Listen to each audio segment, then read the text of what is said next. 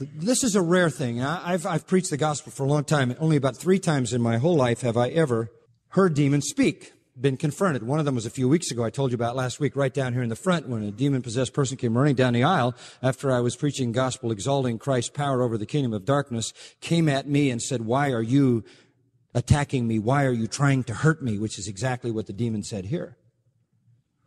But it was some years ago.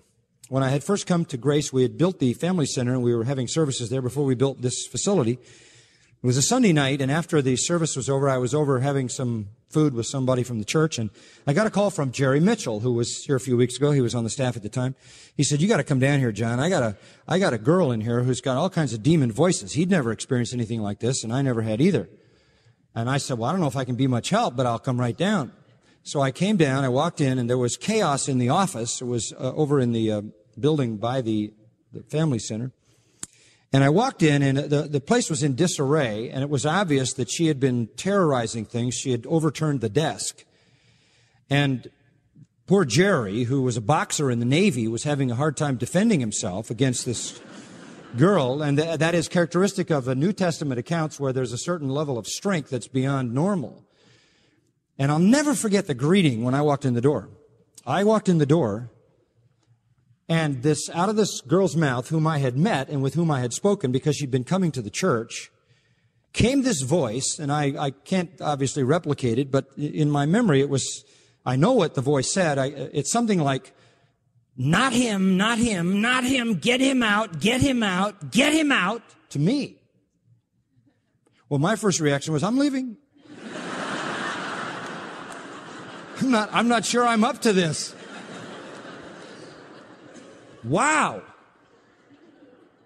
And my second reaction was, they know who I am, and they know whose side I'm on. That's very affirming.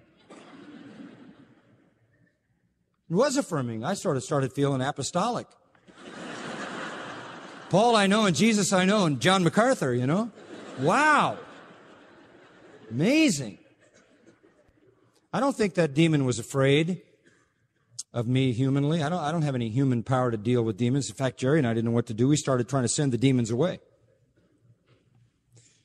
We sent them everywhere you could think of. The pit, the abyss, Phoenix, anywhere hot, you know.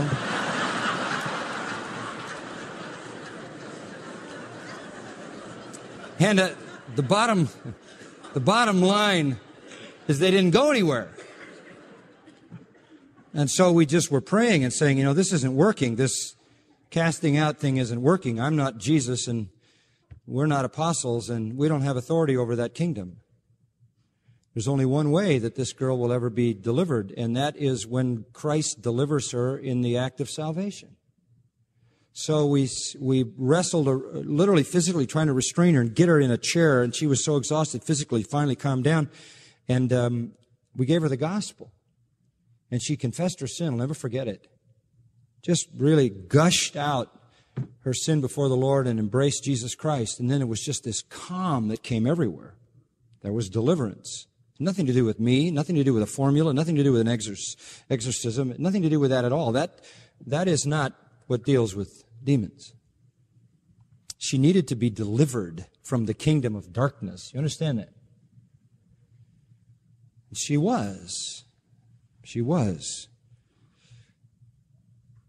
The demon was terrified of me not because of something I could do in the human. The demon was terrified of me because the demon connected me with the message of the gospel. And the demon knew that if the gospel came to this girl and she believed it, he was finished. And that's exactly what happened.